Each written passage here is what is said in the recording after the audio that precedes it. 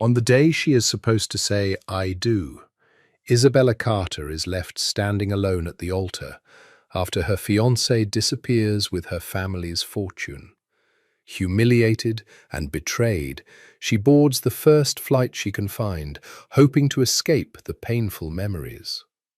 At the airport, fate brings her face to face with Damian DeSantis, the feared head of one of America's most powerful mafia families.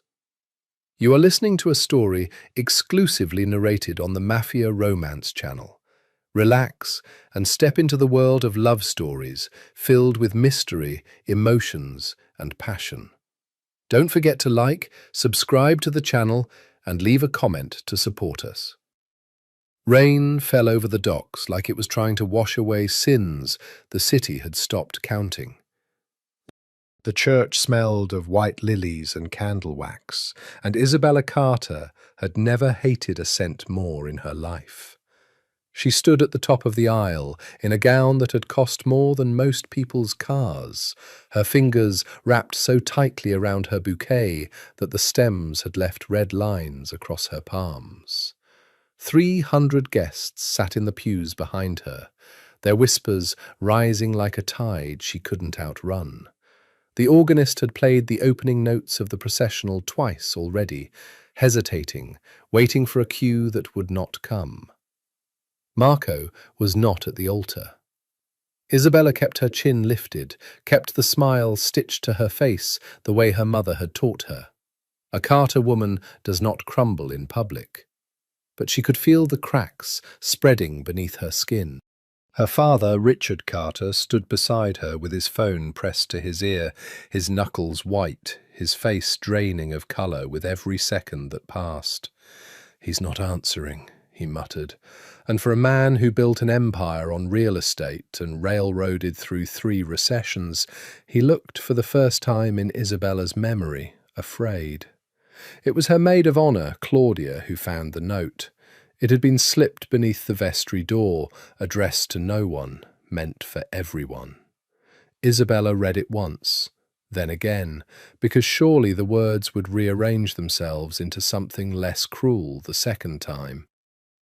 By the time you read this, the transfer will already be complete. "I'm sorry, Bella. You were never enough to keep me here. Only your father's accounts were. Don't look for me." $40 million.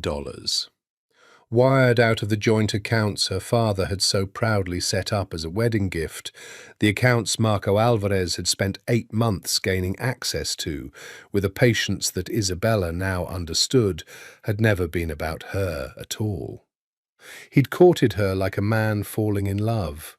He'd knelt in the rain outside her apartment with a ring he'd probably bought with someone else's money. He had let her believe for 8 months that she was wanted. The church became a roar of sound, gasps, phones lifting, her mother's sob cutting through the marble silence, and Isabella did the only thing her body would allow. She ran. Not toward comfort, not toward her father, who was already on the phone with lawyers and men who did not sound like lawyers. She ran out the side door in her wedding gown, past the black cars lined up for a reception that would never happen, past the photographer who lowered his camera slowly like he didn't know if this counted as a moment worth capturing. She didn't stop running until she reached her car, and she didn't stop driving until the airport signs began to blur past her windshield through tears she refused to let fall. Anywhere. That was the only destination that mattered. Anywhere that wasn't here, wasn't this life that had just detonated in front of 300 witnesses and a live stream her cousin had, God help her, insisted on setting up for relatives abroad. She abandoned the car in short-term parking, gathered fistfuls of silk so she wouldn't trip, and walked into the terminal, still wearing her wedding dress, veil trailing behind her like the ghost of a future that no longer existed. People stared. She didn't care. Staring was a small price compared to the humiliation already broadcast to half of Manhattan's social registry.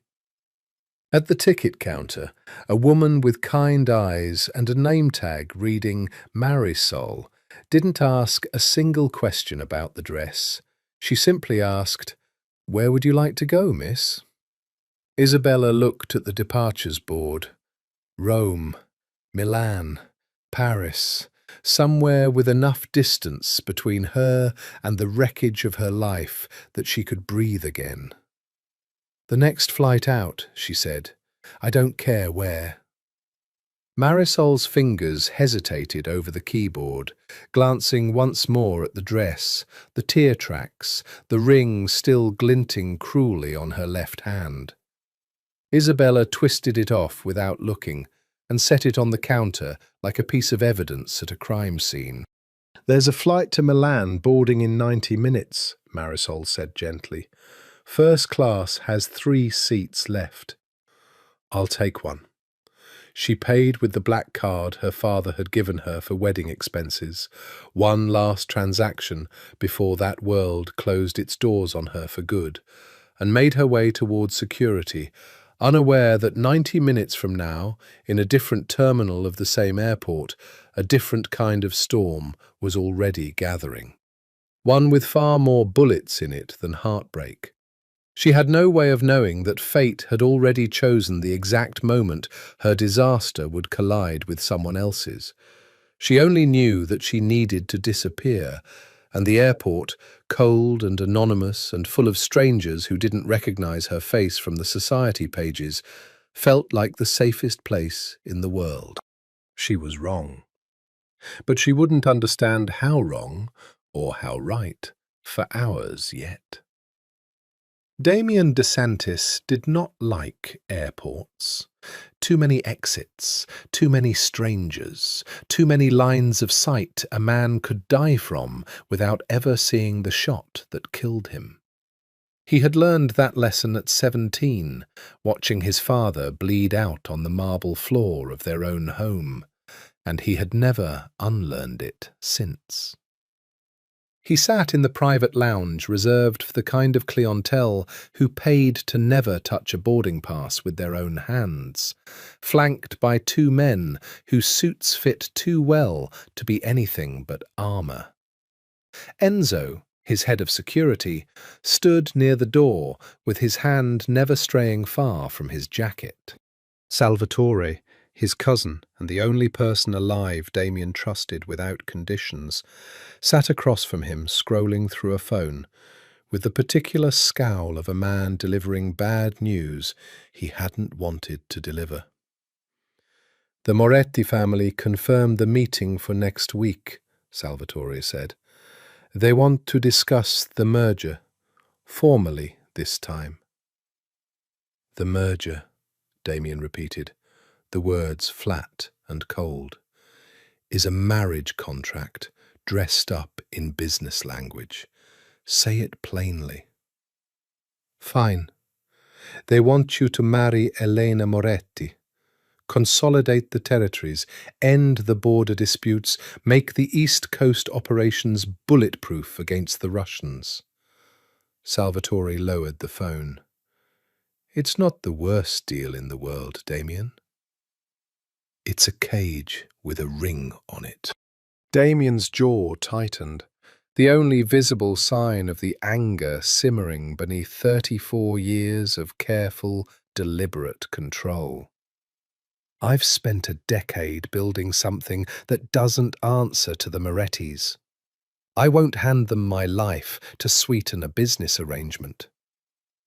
He didn't say what he was truly thinking, that he had watched his mother live and die inside exactly that kind of arranged cage, smiling at galas while his father kept mistresses in 3 different cities, and he had sworn as a boy that he would never inherit that particular kind of loneliness, even if it cost him the empire itself.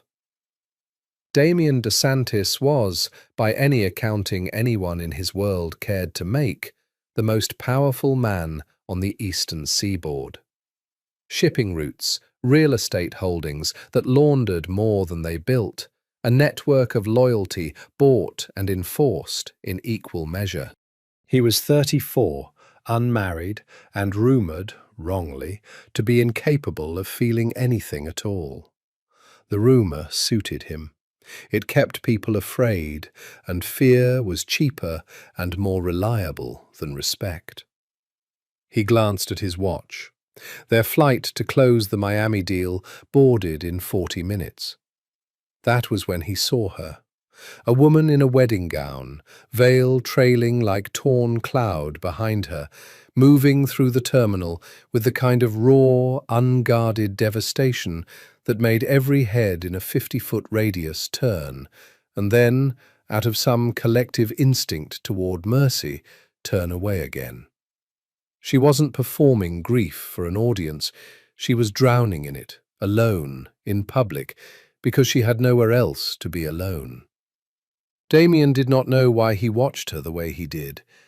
He had seen betrayal before, had inflicted enough of it himself in the name of business, but there was something in the set of her shoulders, defiant even as her whole body trembled, that snagged on something old and buried in his chest. "Boss." Enzo's voice, low, urgent. "Two men, gate 14, ex-Bratva. I've seen them before. They're not flying anywhere." Damien's attention snapped from the woman in white to the two men drifting with practiced casualness toward the lounge entrance, jackets a half-size too large for concealment they thought was subtler than it was. "How many exits do we have?" Damien said quietly, already rising. "Two, both covered if they've done their homework."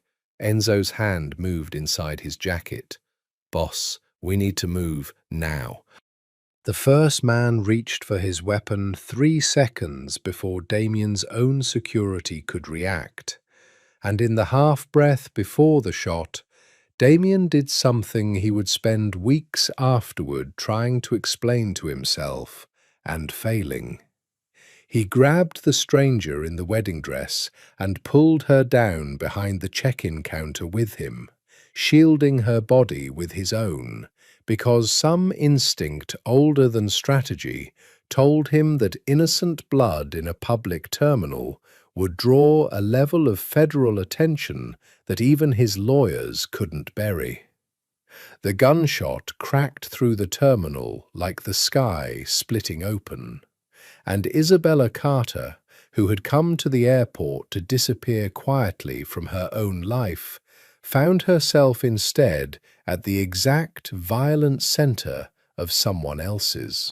Screaming erupted around them, a terminal's worth of ordinary lives fracturing into chaos, bodies scattering toward exits, security shouting orders no one obeyed. Isabella's ears rang from the gunshot's proximity, and for one suspended, unreal second, she thought she'd been hit, because pain was blooming somewhere in her chest that she couldn't locate. It wasn't a bullet.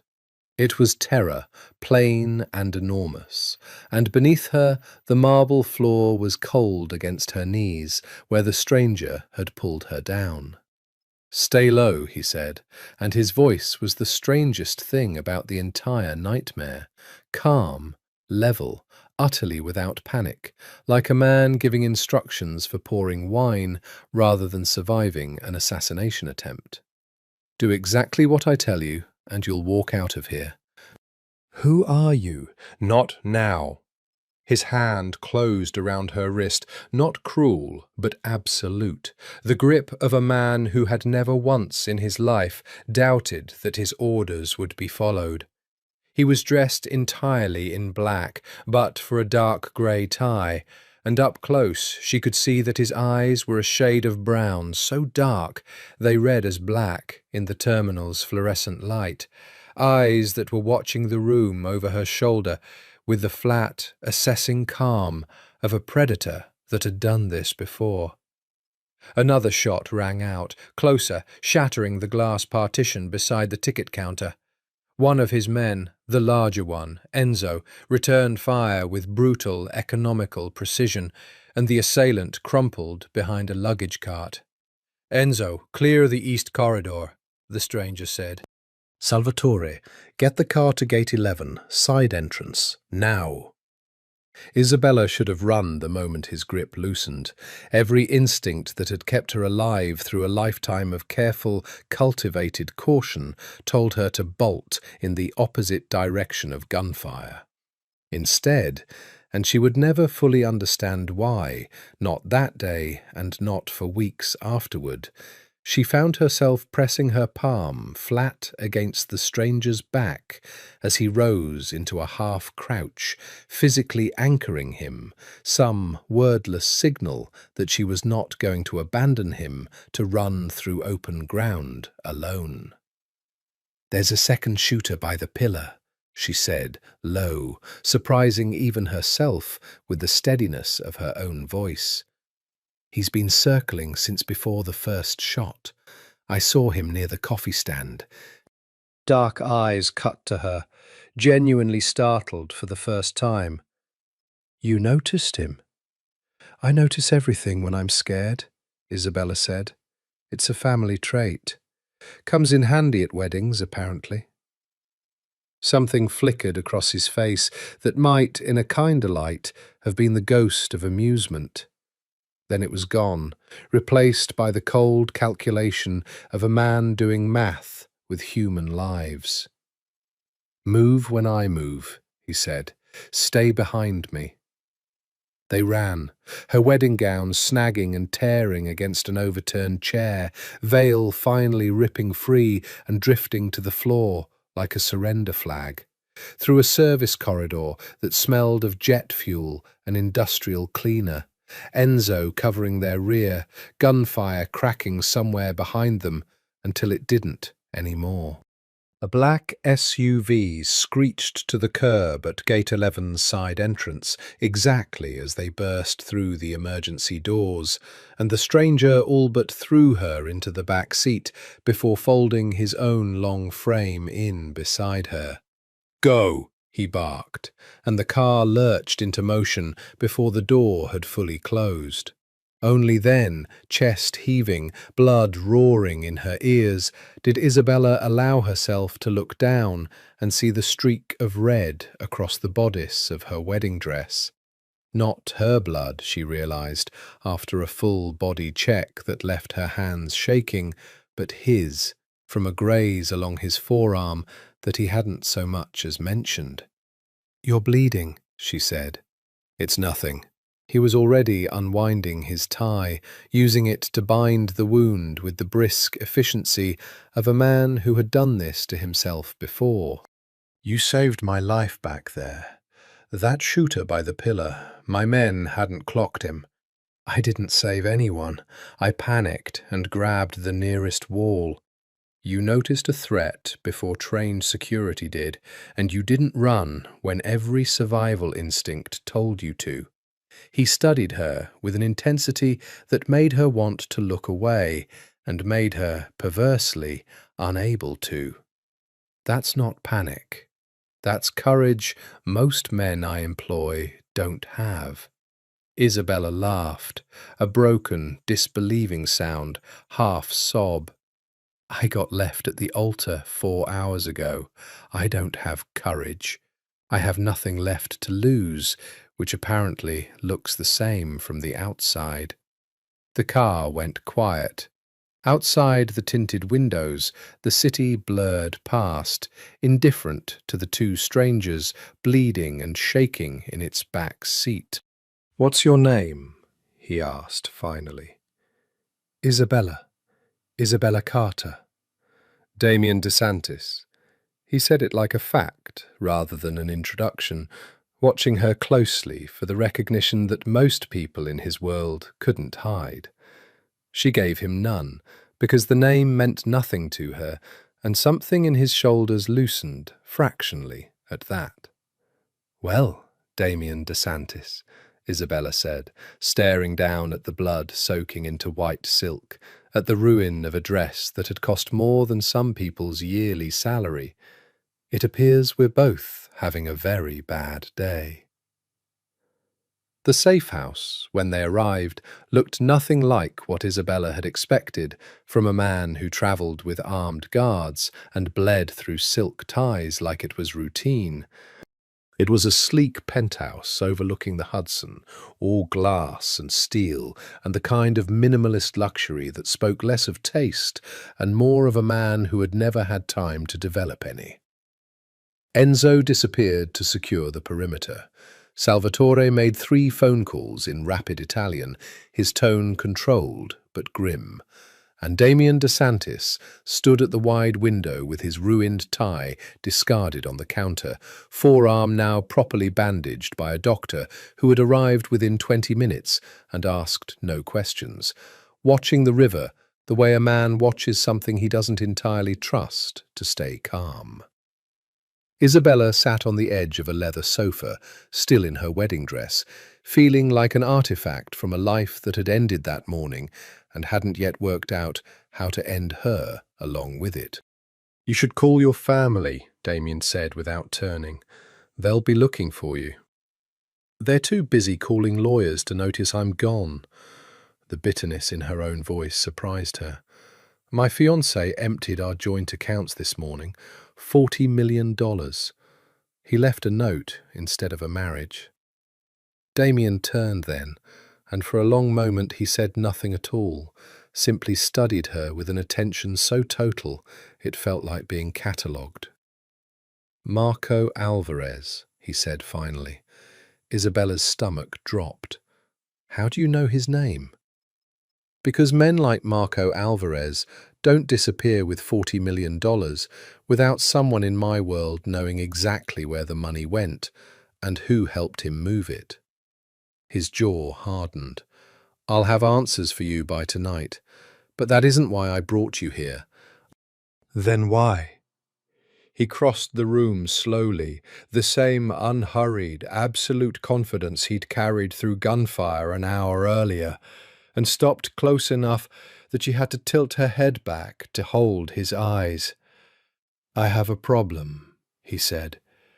"2 rival families want to force a marriage between me and a woman I've never wanted, to bind our territories together and end a decade of tension I've spent my whole adult life managing without their help. If I refuse outright, it starts a war that will cost hundreds of lives on both sides. If I comply, I spend the rest of my existence married to a woman who sees me as a business asset, and I see the same in her." "That's a horrifying story, but I don't see what it has to do with me." "I need a wife," Damien said, with the flat, business-like delivery of a man closing a merger rather than proposing marriage. "Not permanently. 1 year. Enough time to stabilize the politics, buy leverage, and dissolve the pressure without a war. In exchange, I offer you complete protection. Your father's business troubles, your fiancé's debts, any retaliation from people who think you're an easy target, now that you're publicly humiliated and financially vulnerable, all of it disappears. No one touches you. No one touches your family. You'll want for nothing." Isabella stared at him, waiting for the punchline that didn't come. "You're insane." "I'm precise." He crouched slightly, bringing himself to her eye level, close enough that she could see the faint, old scar along his jaw and smell cedar and gunpowder clinging to his ruined jacket. "You have no fortune left, a fiancé who humiliated you publicly, and a family that will be circled by vultures the moment word gets out that the Carter accounts are empty. I can make all of that go away. All I need from you is your name on a marriage license and your presence at the events my world requires. Nothing more.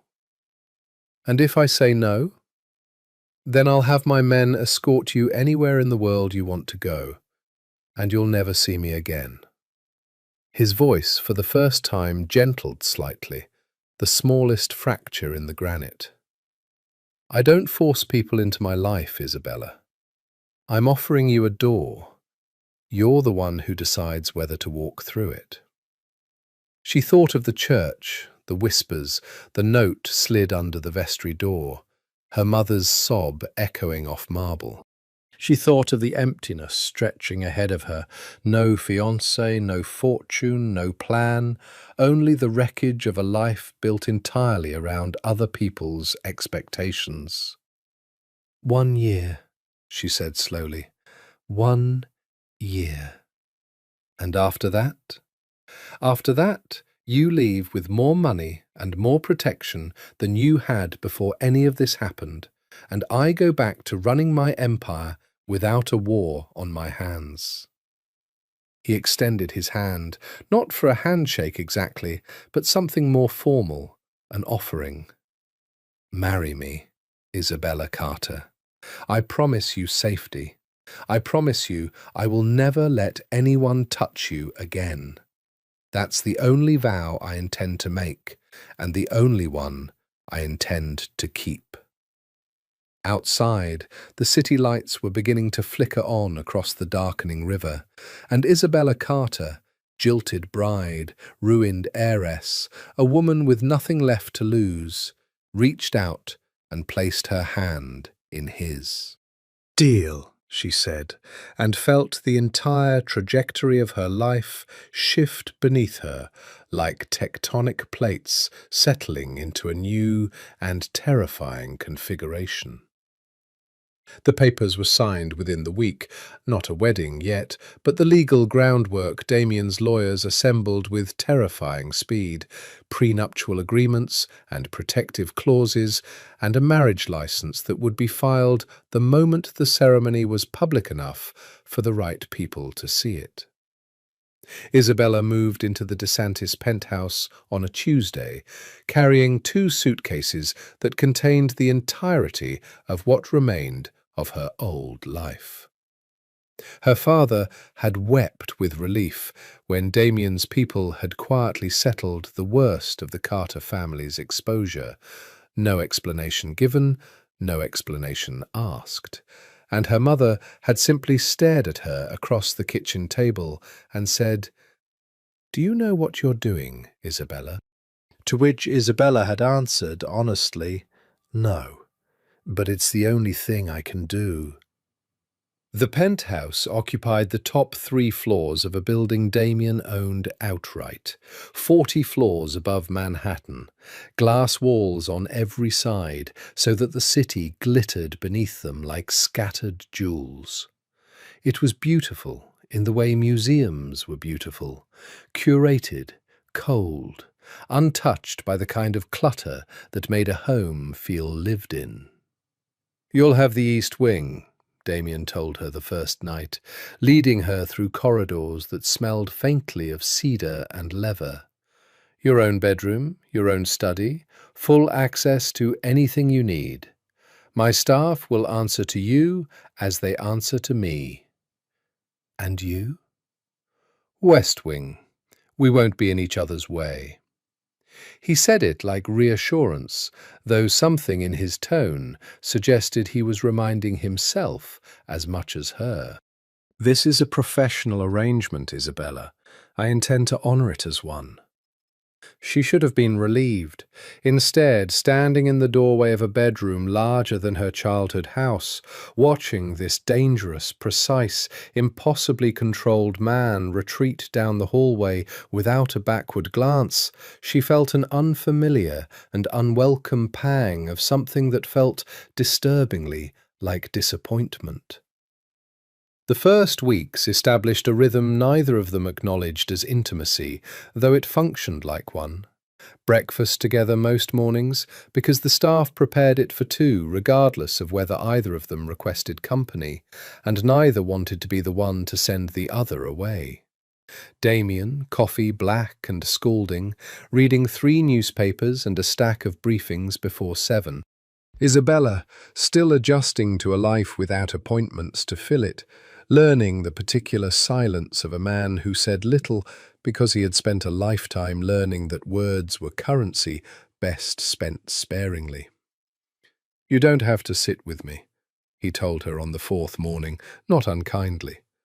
"I don't have anywhere else to be," Isabella said, "and frankly, you're the least boring thing in this apartment." That earned her the faintest twitch at the corner of his mouth, not quite a smile, but its distant cousin. She began to catalogue those twitches the way a naturalist catalogues rare sightings.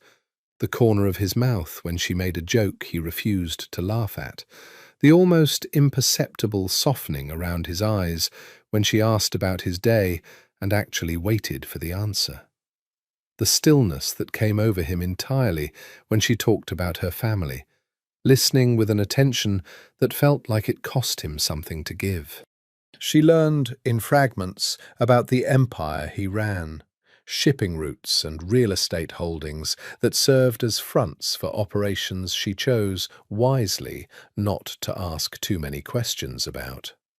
She learned that Salvatore was the closest thing he had to a brother, and that Enzo had served his father before him and had, by some unspoken code, transferred his loyalty entirely to Damien the day the old man died.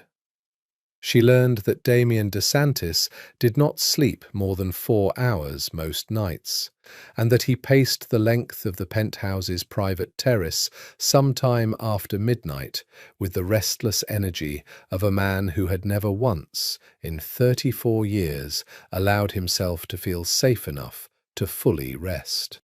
She caught him there one night, 2 weeks into their arrangement, moonlight cutting silver lines across the dark planes of his face as he stood at the railing looking out over a city he owned more of than most people would ever know. "Can't sleep?" she asked, wrapping her robe tighter against the October chill. "Never could." He didn't turn, but he didn't send her away either, which she was learning to recognize as its own kind of invitation. "You should be asleep. Tomorrow's the gala. Long day." "You should be asleep too. But here we both are." He glanced sideways at her then, something unguarded passing behind those dark eyes before the wall slid back into place. "Careful, Isabella. Keep noticing things about me, and you'll ruin my reputation for being unknowable." "Too late," she said, coming to stand beside him at the railing, close enough that their shoulders nearly touched. "I already know you don't sleep. You drink your coffee black because you never learned to slow down enough to add cream, and you've said maybe 40 words to me in 2 weeks that weren't strictly necessary. I'd call that a start." For a long moment, Damien DeSantis said nothing at all. Then, so quietly she almost missed it over the wind, "Don't stop." The gala was the first true test of the arrangement, and Isabella felt the weight of it the moment she stepped into the gown Damien's staff had delivered that afternoon. Deep emerald silk, cut with a precision that suggested someone had studied her measurements with unsettling care. "You'll be introduced as my fiancé tonight," Damien told her in the elevator, adjusting his cufflinks with the detached focus of a man preparing for battle rather than a party. "The Morettis will be there, Elena Moretti specifically. I need you to understand something before we walk in." "I'm listening." "Everything you do tonight will be read as a message. If you look uncertain, they'll read weakness in me. If you look afraid, they'll assume I've coerced you and use it as leverage. You need to look like a woman who chose this." "I did choose this." His eyes cut to her, something sharpening in them. "Then show them that." The ballroom, when they entered it, was a glittering theatre of power dressed up as celebration. Old money and older violence mingling over champagne, every handshake a negotiation, every smile a small transaction. Isabella had grown up adjacent to wealth like this, had learned its choreography from childhood. But this was a different animal entirely, a room where the polite veneer covered something far more dangerous than social climbing. Elena Moretti found them within 20 minutes, sweeping across the marble floor in blood-red silk, beautiful in the calculated, weaponized way of a woman who had learned early that beauty was leverage. Damien. Her smile didn't reach her eyes. I heard rumors, but I confess I didn't believe them until now. An engagement. How sudden. Some things don't require deliberation, Elena. Damien's hand found the small of Isabella's back, warm and possessive, in a way that sent an unwelcome heat crawling up her spine. Isabella, this is Elena Moretti. Charmed, Isabella said, extending a hand with a smile that gave away nothing. Eleanor's grip was cold, assessing. Carter, wasn't it? I read about your wedding. Or rather, the wedding that didn't happen. Her smile sharpened. How convenient that you found comfort so quickly in Damien's arms. Some women are simply resourceful. Isabella felt Damien's hand tighten fractionally against her back, a silent warning that she didn't need. She had spent a lifetime in rooms exactly like this one, learning to fillet an insult with a smile before the other guests even noticed the blade. Resourceful, Isabella repeated pleasantly. Yes, I suppose I am. It's remarkable what a woman can accomplish once she stops waiting for a man to make her whole. You should try it sometime, Eleanor. It's very liberating. Something flickered across Elena Moretti's face. Not quite anger, something closer to reluctant respect, before she recovered her composure and drifted away with a parting smile that promised this was not over. That, Damien murmured against Isabella's ear, close enough that she felt the words as much as heard them, was very well done. I told you I notice things when I'm scared. Turns out I'm also decent at pretending I'm not. You weren't scared. His hand had not left the small of her back. I was watching. You were furious, and you turned it into precision instead of letting it show. That's rarer than courage. They danced once, near midnight, because the room expected it, and because, Isabella admitted to herself, only in the privacy of her own thoughts, she wanted to know what it would feel like to be held by him without an audience of assassins between them. His hand settled at her waist with the same absolute confidence he carried into every room. And for 3 minutes, beneath a chandelier that cost more than her father's entire real estate portfolio, Isabella Carter forgot that this was supposed to be a performance. You're staring, Damien said quietly. You're very good at pretending you don't care what people think of you, Isabella said. But you cared what she thought of me tonight. I saw it. I care what happens to people under my protection. His jaw tightened, the same fracture line she'd learned to recognize as him retreating behind the wall. That's all this is. Of course, Isabella said, though something in his eyes when he said it suggested even he didn't fully believe the words anymore. Later, in the car home, the silence between them was different than it had been 2 weeks ago. Charged, deliberate, both of them aware of the other's breathing in the close dark of the back seat. Thank you, Damien said finally, staring out the window rather than at her. For tonight. You're welcome. Rule of engagement number 1 for a fake marriage: never let them see you flinch. Is that what tonight was? Rules? Isabella considered the question longer than she meant to. I don't know anymore, she admitted. I think the rules might be changing without my permission. Damien said nothing, but his hand, resting between them on the leather seat, shifted almost imperceptibly closer to hers, and neither of them moved it away. The wedding itself was arranged with the ruthless efficiency of a hostile takeover. 3 weeks of planning compressed into an event that would satisfy both the Moretti's need to see the marriage made public and Damien's need to demonstrate, unmistakably, that he answered to no family but his own. Isabella stood in the private dressing suite of the cathedral, not the same church, thank God, but one just as opulent, while a stylist pinned the final adjustments into a gown that bore no resemblance to the one she'd abandoned in a terminal months ago.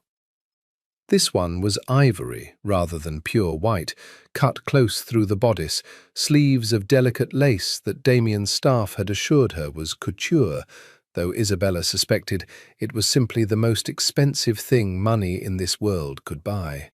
"You look terrified," Salvatore observed from the doorway, arms crossed, the closest thing to a friend Isabella had made in this new world. "I am terrified. The last time I wore a wedding dress, a man emptied my accounts and a stranger shot bullets in my direction within 4 hours. Damien would never leave you standing at an altar." "No," Isabella agreed slowly. "I don't think he would." It was true, and the truth of it unsettled her more than she wanted to admit. In the 2 months since the airport, Damien DeSantis had proven himself, in ways both small and enormous, to be a man who kept every promise he made, regardless of its cost to himself. He had quietly dismantled the debt collectors circling her father's business. He had ensured, through channels she didn't fully understand and didn't ask about, that Marco Alvarez's name had become radioactive in every financial circle capable of hiring him again. He had never once, in 60 days of forced proximity, made her feel like an asset rather than a person. The ceremony itself was smaller than the media coverage afterward would suggest. 200 guests instead of 300, but every one of them a name that mattered in the particular economy of power Damien's world ran on. Isabella walked down the aisle alone, her father having forfeited the right to give her away the moment his negligence had let Marco Alvarez into their finances in the first place, and found Damien waiting at the altar in a black tuxedo that made him look less like a groom and more like a man standing sentry over something he intended to protect with his life. "You came," he said quietly as she reached him, the ghost of dark humor in his eyes. "You sound surprised." "I'm never surprised. I'm relieved." The word slipped out before he seemed to fully intend it, and something in his expression flickered, startled at his own honesty, before he smoothed it back into composure. The vows were traditional, recited in the flat, ceremonial cadence of two people performing rather than confessing, until they reached the final line, and Damien, who had reviewed every word of the ceremony with his lawyers, who left nothing to chance in any arrangement he entered, paused for just a fraction of a second too long before saying, "I promise to protect you, to honor you, and to never let you stand alone again." And Isabella felt something crack open in her chest that had nothing to do with performance at all. The kiss that sealed the ceremony was meant to last 3 seconds, choreographed with the same precision as everything else in Damien's world. It lasted longer. His hand came up to cradle her jaw, and for a heartbeat, the 200 guests, the cameras, the entire theatre of power surrounding them simply ceased to exist, and there was only the warmth of his mouth against hers and the sound of her own pulse roaring in her ears. When they broke apart, Damien's eyes held an expression she hadn't yet learned to name, something raw beneath the careful control, quickly banked, but not quickly enough to hide entirely. "That wasn't part of the script," Isabella murmured, so only he could hear. "No," he agreed. "It wasn't. Across the cathedral, in the third row, Elena Moretti watched with an expression of cold, calculating fury that Isabella caught only in fragments, but fragments enough to understand that whatever peace this marriage was meant to purchase, it had not been fully accepted by everyone forced to witness it. The reception that followed was a masterclass in performance, both of them playing the roles the room required. Damien's hand never leaving the small of her back, Isabella laughing at the correct moments, the two of them dancing beneath a chandelier of imported Venetian glass, while 300 guests applauded a union built entirely on paper and strategy. But later that night, alone on the terrace of the penthouse that was now legally, if not fully emotionally, both of theirs, Damien found her wrapped in a blanket against the November chill, still wearing the ivory dress, staring out at a city that had witnessed the strangest wedding of her life. "Regrets?" he asked, coming to stand beside her. "No," Isabella said, and meant it more fully than she expected to. "You?" Damien was quiet for a long moment, the wind pulling at his loosened tie, the city lights reflected in eyes that had learned, over 2 months, to look at her the way other men looked at things they were afraid to want too badly. "Only one," he said finally, "that I ever thought this arrangement would stay professional." The Vesper was Damien's, though few outside his inner circle knew it. A nightclub that operated as both legitimate business and neutral ground, where rival families conducted the kind of quiet, dangerous diplomacy that couldn't happen in boardrooms. Isabella had been there twice before, always as an ornament on Damien's arm, always watching him transform into someone colder and more remote than the man who read 3 newspapers over coffee each morning. Tonight was different. Tonight, 3 weeks into their marriage, Damien had invited her not as decoration, but, in his own halting way, as a guest. "There's someone I want you to hear tonight," he said in the car, tie already loosened, jacket discarded on the seat beside him. "A singer. My mother used to love this kind of music before." He stopped himself. The sentence amputated before it reached its ending. A habit she'd learned meant the subject of his mother remained a wound too raw for full daylight. The club's private lounge overlooked the main floor through one-way glass, velvet booths and low lighting, a jazz singer's voice curling through the speakers like smoke. Damien ordered whiskey neat, and Isabella a glass of the Barolo he'd learned she preferred without her ever telling him directly, another of the small, unspoken observations he'd been quietly accumulating about her since the airport. "You watch me," Isabella said, studying him over the rim of her glass. "All the time, cataloguing things. Do you do that with everyone?" "No." He didn't elaborate, and she didn't push, though the admission sat between them with a weight neither wanted to name. It was Salvatore who interrupted, sliding into the booth with the urgent energy of a man carrying bad news he'd rather not deliver in front of an audience. "We have a problem," he said in low, rapid Italian, before switching to English out of what Isabella recognized as deliberate courtesy. Marco Alvarez was seen in the city 2 nights ago, and he wasn't alone. He met with one of Salvatore Moretti's lieutenants. The whiskey glass stilled in Damien's hand.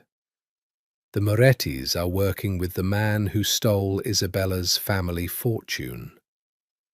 "It gets worse. Our contact says the meeting wasn't about money. It was about Isabella." Salvatore's eyes flicked to her, apologetic. Specifically about what Alvarez knows about her father's business that could be used as leverage against this marriage. Isabella's stomach dropped through the floor. What could he possibly know? My father's business is real estate. It's boring. Nothing is boring when it can be twisted into a weapon, Damien said quietly, and something in his voice had shifted entirely, the warmth of the last hour replaced by the flat, dangerous calm she'd witnessed once before, in the moments before gunfire in an airport terminal. Find out everything. Where he's staying, who's protecting him, what exactly the Morettis think they're buying with this information. Salvatore nodded and disappeared back into the club's crowd, leaving a silence in his wake that Isabella didn't know how to fill. "You're angry," she said finally.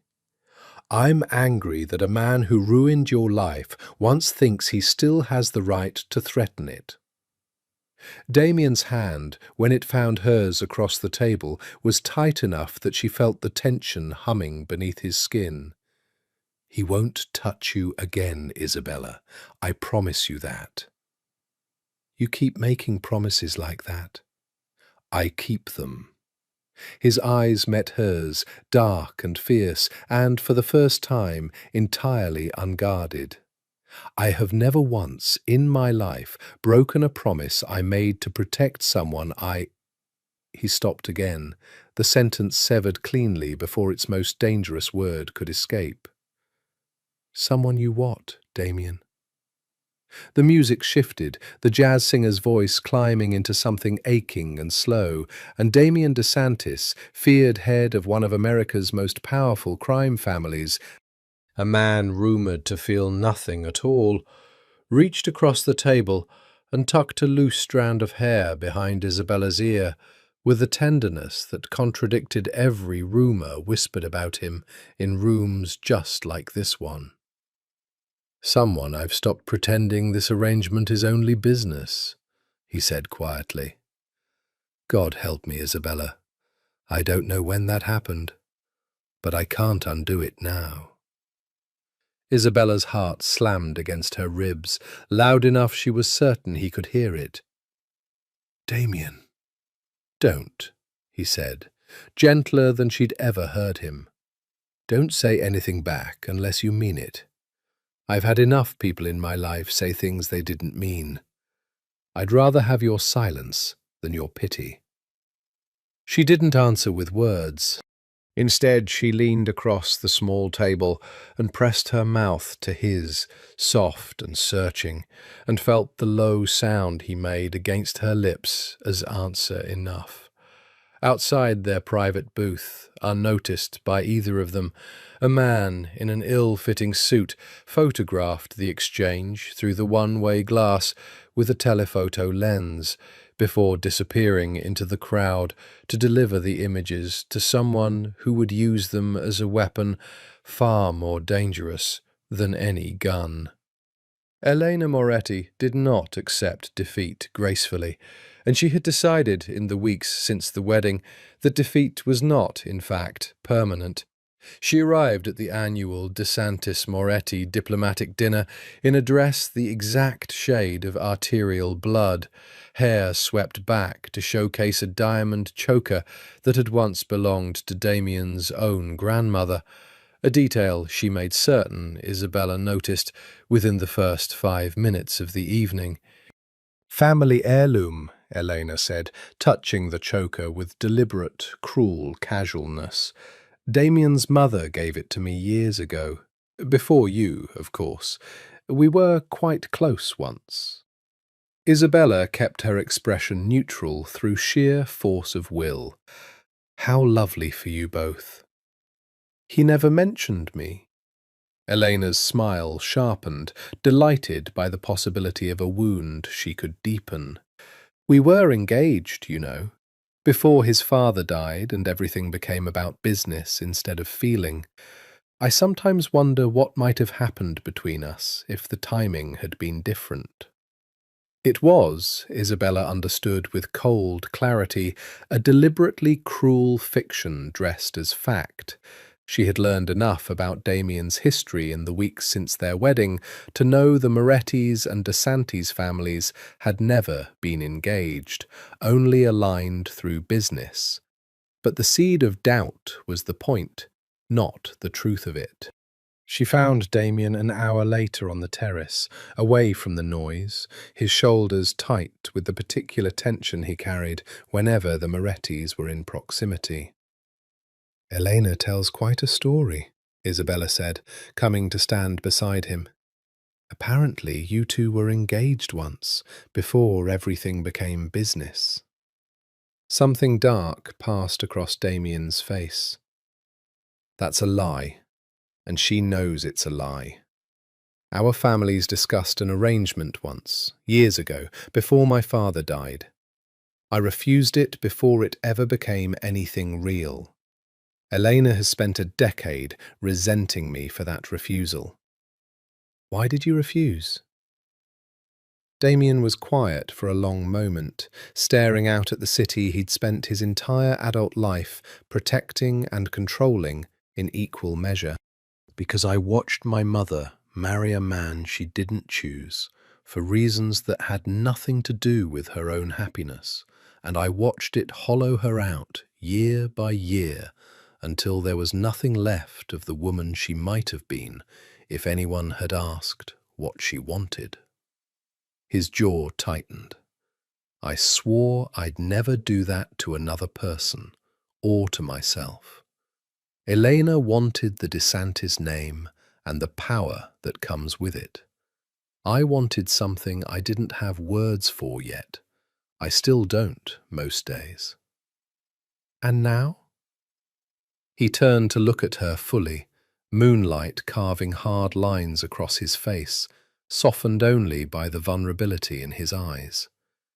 "Now I think I finally understand what I was waiting for," he said quietly. "I just didn't expect to find her at an airport, wearing another man's ring, 4 hours after the worst day of her life." Isabella's breath caught. Before she could answer, the terrace door opened and Elena Moretti stepped through, her timing so precise it could only have been deliberate.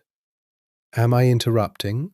she asked, in a tone that made clear she hoped she was. "Yes," Damien said flatly, without a shred of diplomatic softening. "You are." Elena's composure flickered, just barely. "I only wanted to say, Isabella, that I do hope you understand the position you've put yourself in.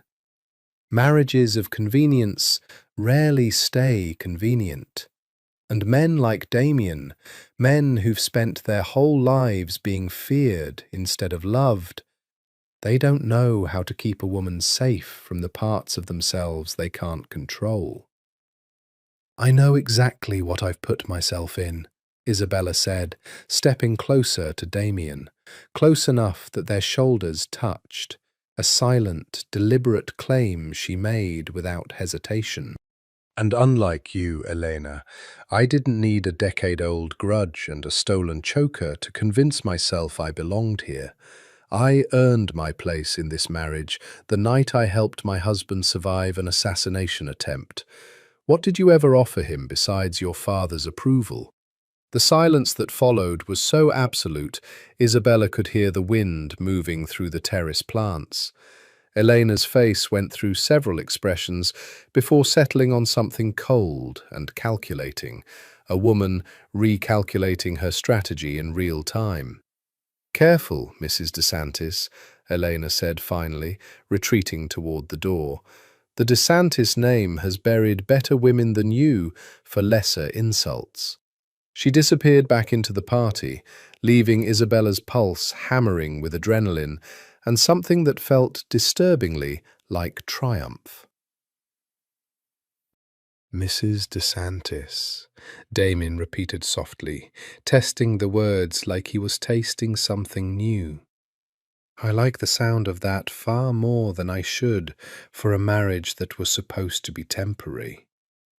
"So do I," Isabella admitted, and turned to find him already closer than she expected, his hand rising to cup her jaw with a reverence that had nothing left of the cold, distant stranger from the airport terminal. Isabella.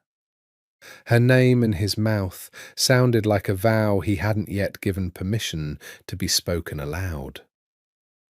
I need you to know something, and I need you to understand I'm not saying it lightly. Tell me.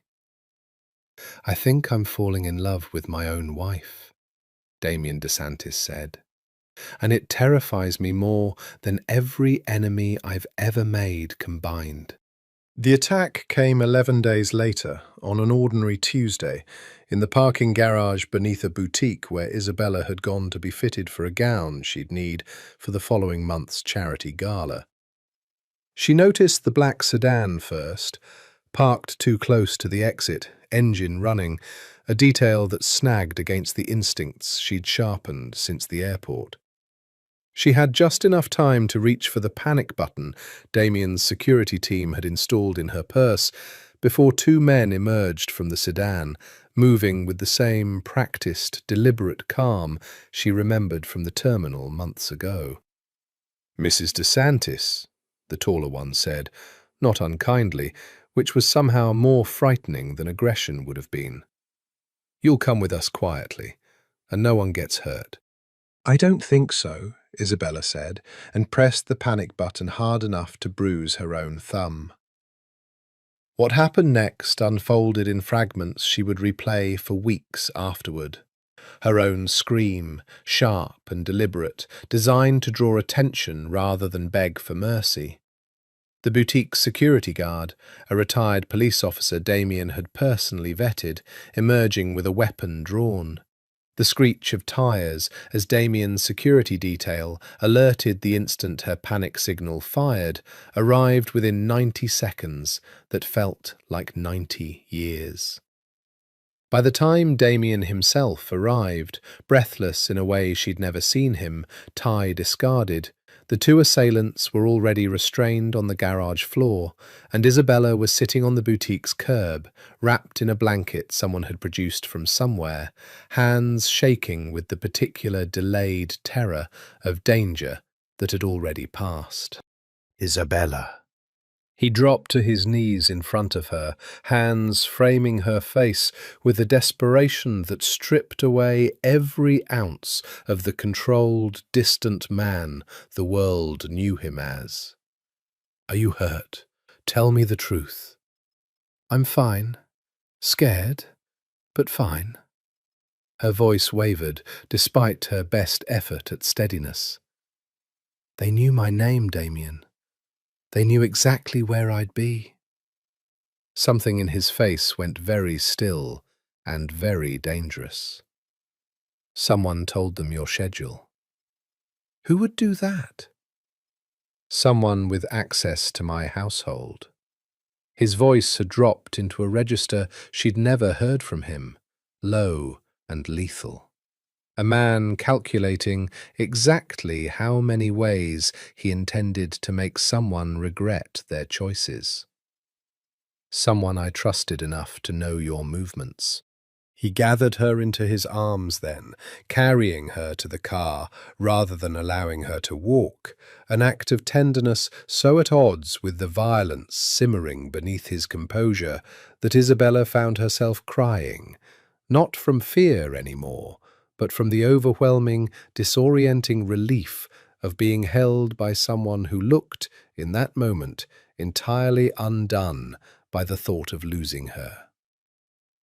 I should have had more security on you, Damien said in the car, his arms still wrapped around her, his mouth pressed against her hair. I should never have let you go anywhere without Enzo. This is my fault. It's not your fault. It's the fault of whoever hired those men. I will find them, Damien said, and the promise in his voice carried a weight that made Isabella shiver, not from fear of him, but from the ferocity of a man who had just discovered exactly how much he had to lose. I will find every single person connected to this, and I will make certain they understand, in terms they cannot misunderstand, that touching you is the single greatest mistake anyone could ever make against me." That night, for the first time since their wedding, Damien did not retreat to the West Wing. He sat with her in the East Wing's living room, a fire crackling despite the mild autumn weather, refusing to leave her sight, even as his phone buzzed with a dozen urgent calls he ignored entirely. "Talk to me," Isabella said quietly, curled against his side, his arm wrapped around her shoulders in a way that felt less like protection now, and more like a man who simply could not bear to have any distance between them. "Tell me something real, not business. Something about you." Damien was quiet for a long time, staring into the fire. "My father used to say that men in our world don't get to keep the things they love," he said finally. "That love is a liability, a weakness someone will always find and exploit." I believed him for most of my life. I built an empire on believing him. His arm tightened around her. "And then I met a woman in a wedding dress who noticed an assassin before my own trained security did.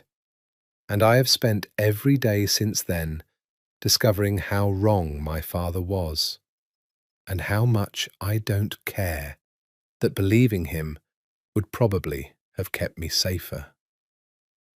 "Damien, I need you to survive this, Isabella. Whatever comes next, whoever ordered today, whatever war it starts, I need you to survive it. I don't know how to lose you.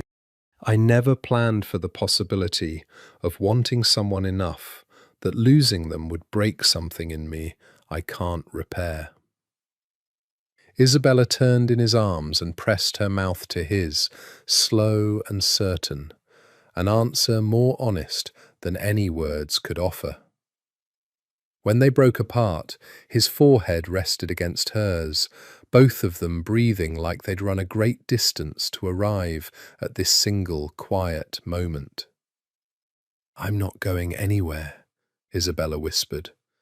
"Not without you fighting beside me. That's not how this works anymore."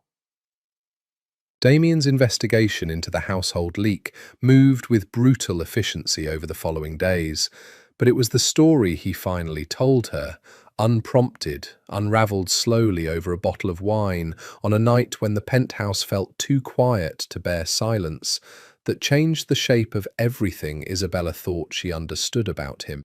"I was 17, he began, staring into the fire rather than at her, as though the memory required distance to survive telling. "My father built this empire from nothing, came over from Sicily with a single suitcase and turned violence into an art form respectable enough that senators took his calls. But respect, in our world, is a currency that runs out the moment someone decides you're weak enough to challenge. What happened? The Bianchi family decided he'd grown soft. Too many years of legitimate business, not enough bloodshed to remind people why the DeSantis name still mattered. Damien's hand tightened around his glass. They came to the house on a Sunday. I remember it was a Sunday because my mother had made dinner and the whole house smelled like rosemary and bread, and I was upstairs arguing with Salvatore about a football game when I heard the first shot." Isabella reached for his hand, and he let her take it, his fingers cold despite the fire's warmth. "I found my father on the kitchen floor. My mother was screaming, trying to stop the bleeding with a dish towel, and I remember thinking, with a clarity that has never left me, that I was going to spend the rest of my life making certain no one ever walked into my house and did that again." His voice had gone flat, the careful control of a man reciting facts rather than reliving grief. "He died in the hospital 4 hours later. I became the head of this family at 17 years old, before I'd even finished high school, because there was no one else left standing who the organization would follow. And your mother? Something in Damien's face cracked, just slightly. She never recovered. Not really. She lived another 6 years, but she was a ghost long before her body finally gave out. Grief and guilt eating her alive, because she believed, wrongly, that if she'd fought harder, been faster, done something differently, my father would still be alive. She used to sit in that same chair, he gestured toward an armchair by the window, and stare at nothing for hours. I would come home from meetings that required me to order things a 17-year-old should never have to order, and I'd find her exactly where I'd left her that morning, unmoved, unreachable. Damien, I'm so sorry. I don't tell people this, he said, finally turning to look at her, his eyes raw in a way she'd never witnessed. Not Salvatore, not Enzo, no one outside the family who was actually there. I've spent 17 years building a reputation for being unfeeling, because feeling anything, in my world, is an invitation for someone to use it against you. My father's love for my mother made him careless. I swore I'd never make that same mistake. And now? And now I've fallen in love with a woman I met while bleeding from a bullet graze, and every instinct I've spent half my life cultivating is screaming at me to protect myself by pushing you away, and I find I don't have the will to listen to any of it. He brought her hand to his mouth, pressing a kiss against her knuckles with a tenderness that made her chest ache. You asked me once what rules of engagement look like for a marriage like ours. I think the truth is, I stopped following any rules the moment you noticed that assassin by the pillar. I just didn't have the courage to admit it until tonight. Isabella moved closer, curling into the warmth of him, feeling the steady thud of his heart beneath her palm. Your mother didn't die because she loved your father too much, Damien. She died because grief is heavier than any one person should have to carry alone, and no one helped her carry it. That's not a warning against love. That's a warning against facing loss without someone beside you. You make it sound simple. It's not simple. Nothing about this is simple. But I refuse to believe that loving someone is the mistake that killed your parents. I think the mistake was believing love had to be carried in silence. She tilted her face up to meet his eyes. I'm not going anywhere, Damien. Whatever this becomes, whatever war is coming for us, I want to carry it with you, not instead of you, not behind you, with you. Damien DeSantis, the most feared man on the eastern seaboard, a boy who had buried his father at 17 and watched his mother disappear into grief for 6 long years afterward, pressed his forehead against Isabella's and, for the first time in longer than he could remember, allowed himself to simply be held. I love you, he said quietly. The words unpracticed and rough, like a language he was only now learning to speak. I don't know how to do this well. I don't know how to be soft, without feeling like I'm handing someone a weapon to use against me. But I love you, Isabella Carter, and I am done pretending this marriage is anything less than the truest thing I've ever built. I love you too, Isabella whispered back, and felt the words settle into her chest like something finally, permanently coming home. The name that broke everything open arrived 3 days later, delivered by Salvatore with the grim urgency of a man who understood he was about to detonate something neither Damien nor Isabella were prepared for. We got the identity of the men who attacked Isabella at the boutique, Salvatore said, spreading photographs across the study's desk. They're not Moretti soldiers. They're freelancers, hired through 3 layers of shell accounts to obscure the paper trail. But we traced the money back far enough to find the original source. Who? Damien said, his voice already carrying the flat, dangerous calm that Isabella had learned preceded violence. Marco Alvarez. Isabella's stomach turned to ice. Marco ordered an attack on me? Why? He already took everything he wanted from me. What could he possibly gain from hurting me now? Salvatore's expression tightened further. That's the part that doesn't add up. Not until you look at who Alvarez has been meeting with since he disappeared with your family's money. He slid another photograph across the desk. Marco, thinner than Isabella remembered, seated across a restaurant table from a man she recognized instantly. That's my father's business partner, Isabella said slowly, her mind racing to reassemble a puzzle she was only now realizing had been assembled around her for far longer than she understood. Franklin Weiss. He and my father built half their real estate portfolio together. Franklin Weiss has been quietly liquidating shared assets with your father's company for the past 8 months, Salvatore said, right around the time Marco Alvarez began courting you. The room went very still.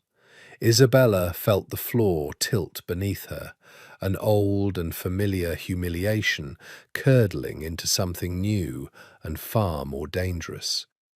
You're saying this was never about me, she said slowly.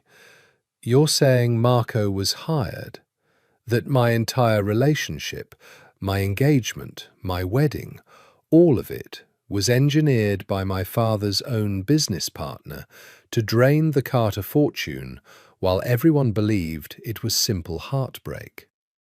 I believe, Damien said, his voice low and lethal, that Franklin Weiss orchestrated your fiancé's betrayal to gain sole control of your father's company. And when your marriage to me threatened to expose the financial trail leading back to him, because my people have access to information his lawyers never anticipated, he panicked and hired Alvarez to eliminate the one person capable of connecting the pieces before it was too late. You. Isabella's hands were shaking. My father trusted Franklin for 20 years. Your father trusted a man who was planning his ruin for at least 8 months, possibly longer, Damien said, gentler now, reaching for her hand across the desk. I'm sorry, Isabella. I know this isn't the truth you wanted. No, Isabella said, and to her own surprise, found something like clarity settling over the shock. This is better than the truth I had. For months I thought I wasn't enough to be loved honestly, that Marco simply never cared about me, that I was too easy to discard. But this, she gestured at the photographs, this means it was never about my worth at all. It was a conspiracy I never had a chance of seeing, engineered by people far more calculating than I ever suspected existed in my own family's orbit. That doesn't make it hurt less, Damien said quietly.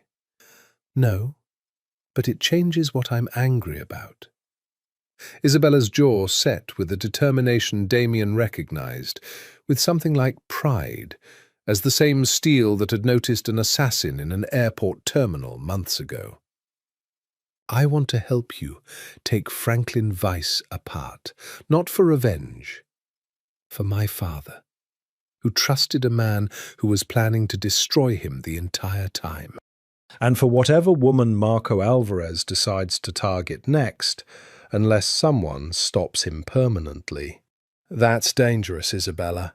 Franklin Weiss has resources, and if he's willing to hire an assassination attempt against you once, He'll try again the moment he realizes we know. Then we make certain he never gets the chance, Isabella said. I know my father's business, Damien. I know Franklin Weiss's patterns, his weaknesses, the small vanities he's spent 20 years hiding behind respectability.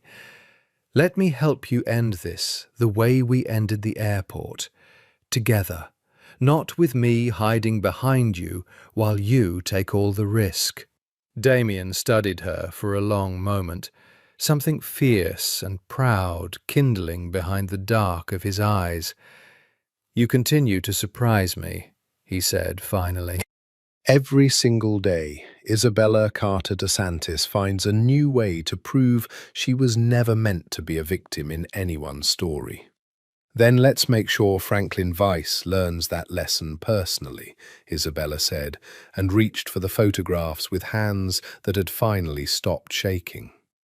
The plan Damien's people assembled required patience neither of them possessed in abundance, weeks of quiet surveillance, financial forensics conducted by Salvatore's most trusted analyst, careful cultivation of a paper trail solid enough to destroy Franklin Weiss without triggering a war the Morettis could exploit. In the spaces between the danger, something softer continued to grow, stubborn and unhurried, the way flowers find their way through concrete. It was on one of those in-between evenings, walking back from a restaurant Damien had insisted on taking her to, despite his security detail's objections, that the sky opened without warning, a sudden autumn downpour that sent pedestrians scattering for cover.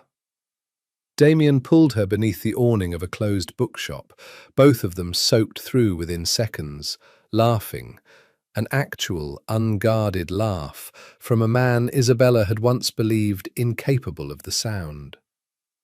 "Some bodyguard I am," Enzo muttered from a discreet distance, holding an umbrella that had arrived approximately 4 seconds too late to matter. "We're fine, Enzo," Damien called back, though his eyes never left Isabella's face, rain plastering dark hair against his forehead, water dripping from his jaw in a way that should not have been as devastating as it was. "You look ridiculous," Isabella said, breathless with laughter. "You look like you're about to catch a cold, and I find I care far too much about that possibility." He reached up, brushing rain-soaked hair back from her face with a tenderness that stilled her laughter into something quieter, more charged. "Isabella, yes? I've spent 34 years believing I didn't deserve the kind of happiness other people take for granted. That men in my position pay for power with everything soft in themselves, and there's no getting it back once it's spent." His hand cupped her jaw, thumb tracing the line of her cheekbone. "You've spent 5 months proving me wrong about nearly everything I believed about myself. And I don't know how to thank you for that, except to tell you the truth. Standing here, soaked to the skin, looking like an idiot in front of my own security detail." "What truth?" "That I don't want this to end when the year is over," Damien said. "I don't want a marriage of convenience that expires on a calendar. I want a real marriage, Isabella. I want to spend the rest of my life proving to you that I meant every vow I made at that altar, even the ones I wasn't supposed to mean yet." Isabella's heart hammered against her ribs, rain running down both their faces, the city blurred and glittering around them like something out of a film neither of them had auditioned for, but had somehow, impossibly, ended up starring in together. "Damien DeSantis," she said, "are you proposing to your own wife?" "I believe I am," he said, the ghost of a smile finally breaking free, unguarded and boyish in a way that transformed his entire face. "It seemed only fair," given that our first wedding was mostly business. Ask me properly, then. Something in his expression sobered, deepened. He reached into his jacket pocket, soaked through, ruined by the rain, but his hand emerged holding a small velvet box regardless, as though he had been carrying it for days, waiting for the right, unplanned moment to arrive. Isabella Carter DeSantis, he said, opening the box to reveal a ring far simpler than anything the world would expect from a man of his wealth. A single sapphire, deep blue, chosen, she would learn later, because it matched the colour of the sky the night they danced at their wedding. Will you stay married to me? Not for 1 year, not for protection or convenience or politics, for the rest of whatever time we're given, because I have never once in my life wanted anything the way I want to keep waking up beside you. Isabella laughed, tears mixing indistinguishably with rain on her cheeks. Yes, God, yes, Damien, of course, yes. He kissed her then, rain soaking through every layer of careful composure either of them had ever built. Enzo's forgotten umbrella abandoned entirely on the wet pavement, and for the first time since the church door had slammed shut behind her fleeing figure months ago, Isabella Carter felt entirely, unreservedly certain that she had finally found the place she was always meant to land. Neither of them noticed the black car idling across the street, windows tinted, a figure inside watching the entire scene unfold with cold, calculating patience, already dialing a number that would set the next, far more dangerous phase of their story into motion. Franklin Weiss discovered the forensic trail closing around him on a Thursday morning, delivered not by Damien's people, but by his own increasingly desperate lawyers, who informed him in careful, frightened language that federal auditors had begun asking questions about accounts he had believed permanently buried. He did not panic quietly. Men who had spent 20 years building a respectable facade rarely did. Instead, he made a call to Salvatore Moretti, not Elena, but her father, the family patriarch whose ambitions ran deeper and colder than his daughter's wounded pride, and proposed an alliance built on mutual desperation. DeSantis is unravelling my life, Franklin said, his voice tight with the particular fury of a man who had believed himself untouchable. If he exposes what I've built with Alvarez, I lose everything, and the trail leads close enough to your organization's laundering operations that you'll lose considerably more than money. What do you propose? Salvatore Moretti asked, his tone carrying the flat patience of a man who had outlived a dozen desperate schemers exactly like Franklin Weiss. Take the girl, Franklin said. Not to hurt her. Your daughter tried that, and it accomplished nothing but making DeSantis more dangerous. Take her to force his hand. He'll trade anything for her safety, including his silence about accounts that could destroy both of us. The silence that followed carried the particular weight of a man who understood he was being asked to gamble everything on a single, desperate roll of the dice, but who had also spent a decade watching Damien DeSantis expand his territory unchecked, and who saw in Franklin's proposal an opportunity to finally reclaim ground his family had lost. Once, Salvatore Moretti said finally, one attempt. If it fails, you're on your own, Weiss. My family won't be tied to a botched kidnapping of a DeSantis wife. It was Elena who intercepted the plan first, not out of loyalty to Isabella, but out of a colder calculation entirely her own.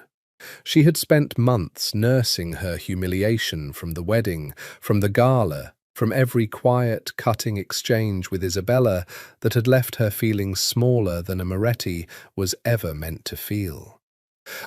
But she had also, in that same span of time, watched her father's organization drift toward a partnership with a man as unstable and desperate as Franklin Weiss. And some cold, pragmatic part of her recognized the danger in that alliance long before her pride would allow her to admit any sympathy for Isabella herself.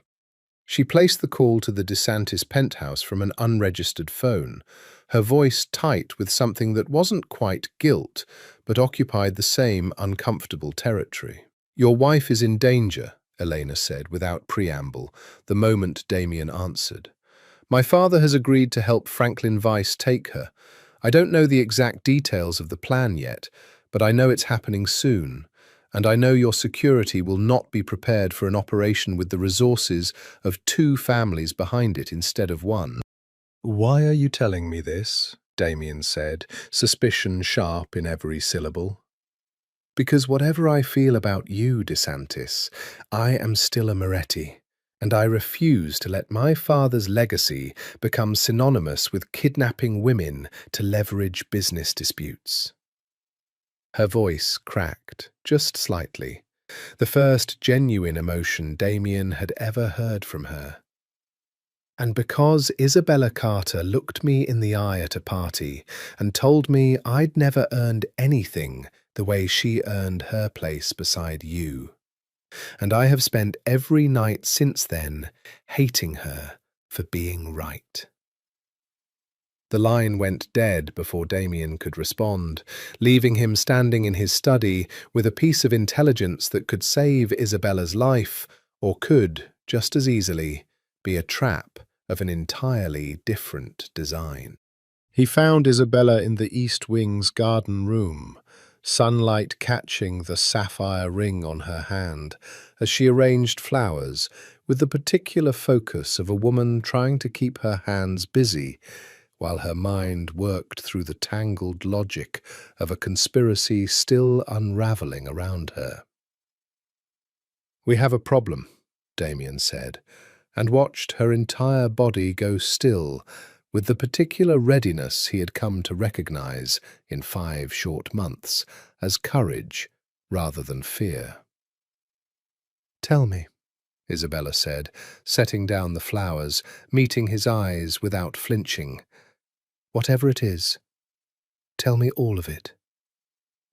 The plan Damien assembled in the hours after Elena's warning required a piece of intelligence he did not yet possess, the exact date and method of the planned abduction, and the only way to acquire it in time was through a source close enough to Franklin Weiss's operation to know the details before they became irreversible. That source, devastatingly, turned out to be someone already inside the DeSantis household.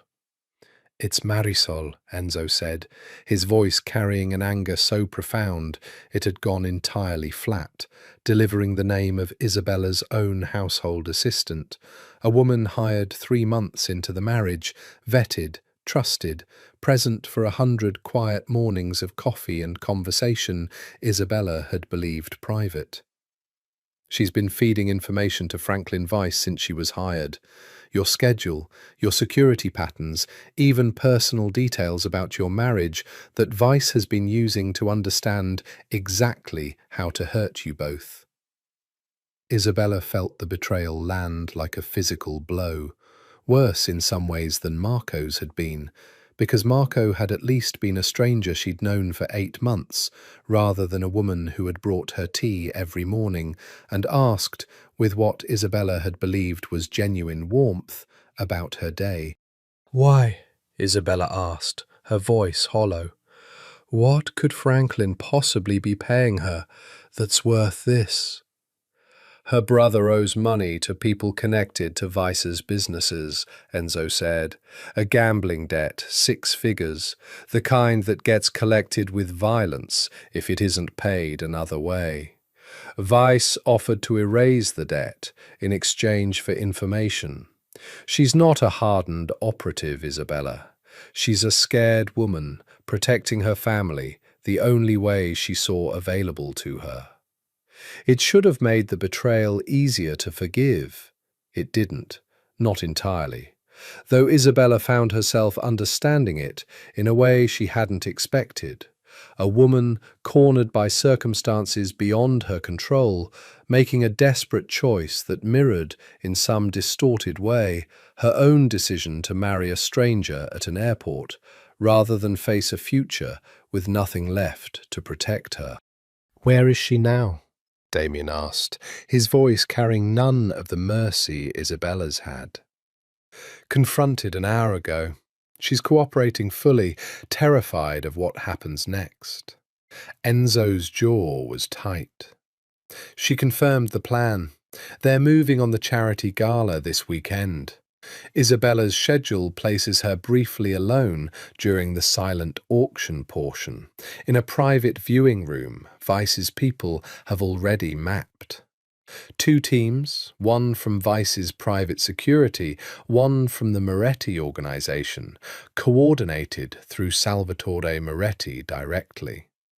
Damien turned to Isabella, something fierce and protective and utterly resolved settling over his features. "We're not attending the gala." "Yes, we are," Isabella said, surprising even herself with the steadiness of the words. "We know their plan now, Damien. That's an advantage most people never get. If we cancel, they'll simply try again somewhere we haven't anticipated. But if we go, on our terms, with your security prepared for exactly what's coming, we end this. Completely. Franklin Vice, the Moretti Alliance, all of it, in one night. It's too dangerous. Everything about this life is dangerous, Damien. I signed up for that the moment I put my hand in yours at that safe house." She stepped closer, taking his hands in hers, feeling the tension thrumming beneath his skin. "I won't spend the rest of our marriage hiding from every threat that comes for us. I want to fight beside you, the way I promised. Let me do that now, when it actually matters." Damien studied her for a long moment, and Isabella watched something shift behind his eyes. Not surrender exactly, but a recalibration.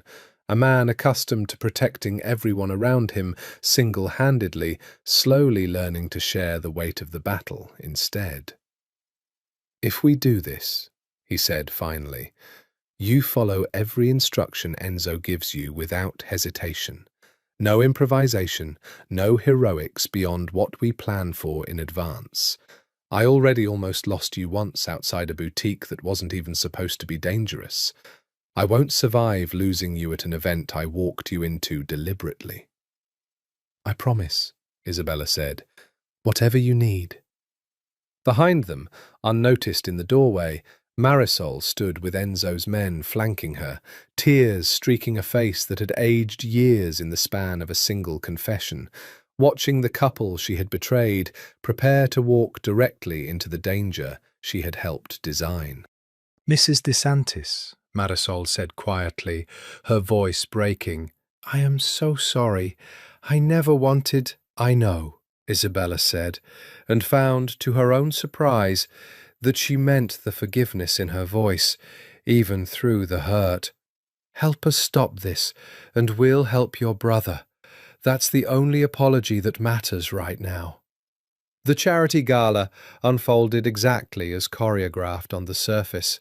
Champagne, string quartets, 300 guests bidding on silent auction items that would fund children's hospitals across the state, while beneath that glittering veneer, 2 opposing forces prepared to collide with a violence neither Franklin Vice nor Salvatore Moretti fully understood they were walking into. Damien's security had spent 4 days preparing the venue. Every exit mapped, every blind spot eliminated. Enzo personally overseeing a team 3 times the size anyone outside the household would notice. Isabella wore, at Damien's insistence, a discreet vest beneath her gown. Light enough not to show, sturdy enough to buy precious seconds if the plan unravelled into gunfire. "Remember," Damien murmured against her ear as they moved through the crowd, his hand never leaving the small of her back. "The moment Enzo signals, you move directly to the service corridor behind the north wall. No hesitation." "I remember." Isabella smiled for the benefit of the guests around them, the practiced performance of a woman who had learned, over 5 months, exactly how to carry danger beneath composure. "Franklin's here already. I saw him 20 minutes ago, pretending to examine the auction items." "I saw him too." Damien's jaw tightened almost imperceptibly. "He looks like a man who believes he's about to win." The private viewing room, when Isabella made her way there precisely on schedule, alone, by design, bait in a trap Damien's people had spent days preparing, was quiet in a way that made every nerve in her body sing with awareness. She examined the auction pieces with practiced calm, aware of Enzo's team positioned in the corridor beyond, aware of Damien himself watching from the main hall's security feed, aware that the next several minutes would determine whether this conspiracy ended tonight or metastasized into something far more dangerous for everyone she loved. The door opened behind her with the particular quiet of men who believed they moved unseen. "Mrs. DeSantis." Franklin Weiss's voice, when it came, carried none of the warmth she remembered from childhood dinners at her father's house. "You've caused me a considerable amount of trouble." Isabella turned slowly, keeping her expression carefully composed despite the 2 armed men flanking Franklin in the doorway. "You mean I discovered that you've been stealing from my father for years while pretending to be his friend?" "Business is business, Isabella. Your father built something extraordinary, and I simply understood better than he did how to maximize its value." Franklin's smile was cold, calculating. "You're going to come with us, quietly. Your husband will be far more reasonable once he understands the accounts I'll expose the moment anyone tries to rescue you." "I don't think so," Isabella said, and pressed the small transmitter hidden in her clutch, the signal Enzo's team had been waiting for. What happened next unfolded with the brutal, practiced efficiency of men who had spent their entire adult lives preparing for exactly this moment. Enzo's team breached the corridor within seconds, the 2 armed men flanking Franklin subdued before either could raise a weapon.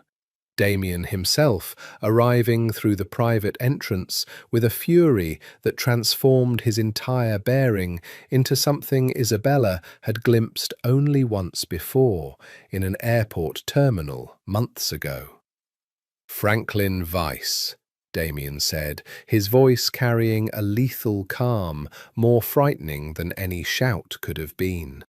"You hired men to attack my wife. You conspired with a rival family to kidnap her from a charity event meant to help sick children.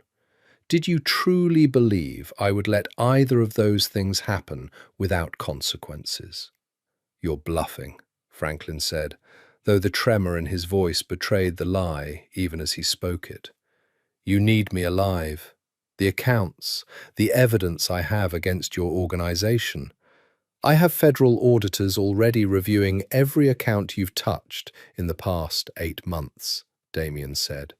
I have your alliance with the Morettis documented in enough detail to end both your freedom and Salvatore Moretti's standing within his own organization.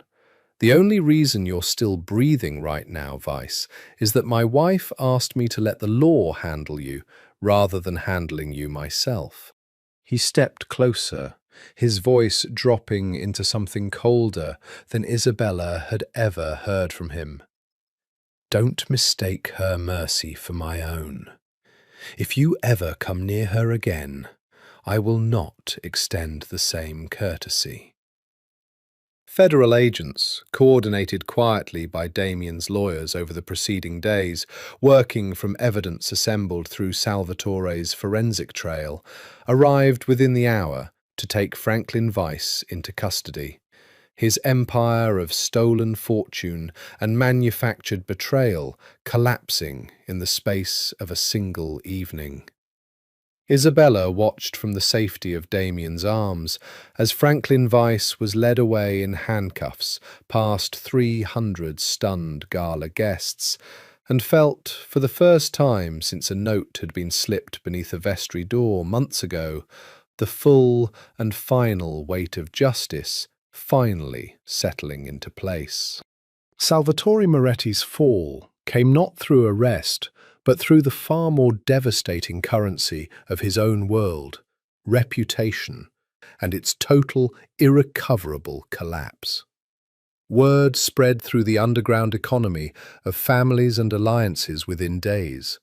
Salvatore Moretti had conspired with an outside criminal to kidnap the wife of Damien DeSantis, and the plan had failed so catastrophically that federal attention now circled an organization that had spent decades avoiding exactly that kind of exposure.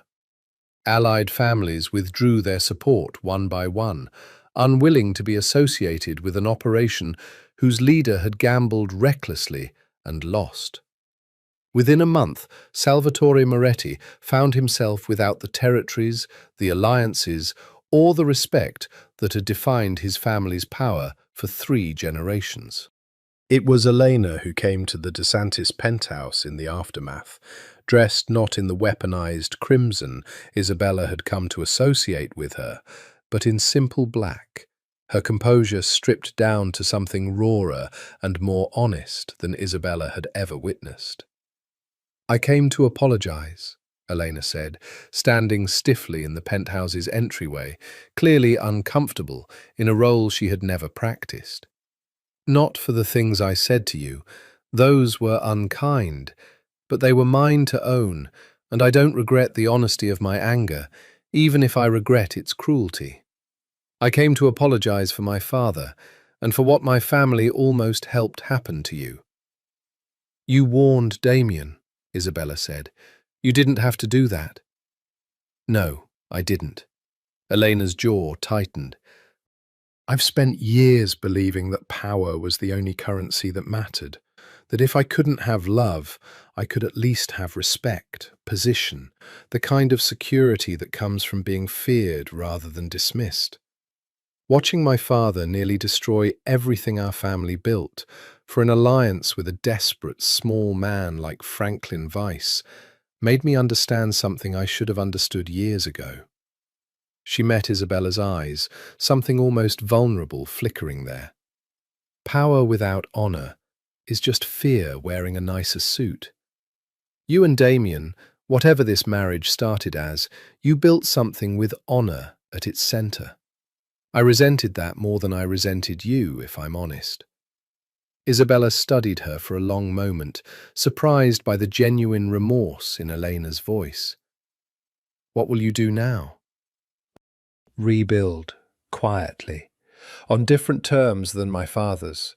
Terms that don't require kidnapping the wives of men I envy to feel powerful." A ghost of dark humor crossed Elena's face. "I hear congratulations are in order. The real wedding, not the political one." "Word travels fast. In our world, it always does." Elena hesitated at the door, something almost gentle in her expression. "For what it's worth, Isabella, I think Damien DeSantis found something in you that men like him rarely find at all. Don't let anyone, including the 2 of you, convince you it wasn't worth every risk it took to get here." She left without waiting for a response, and Isabella stood in the entryway for a long moment, turning over the strange, unexpected gift of an enemy's honesty.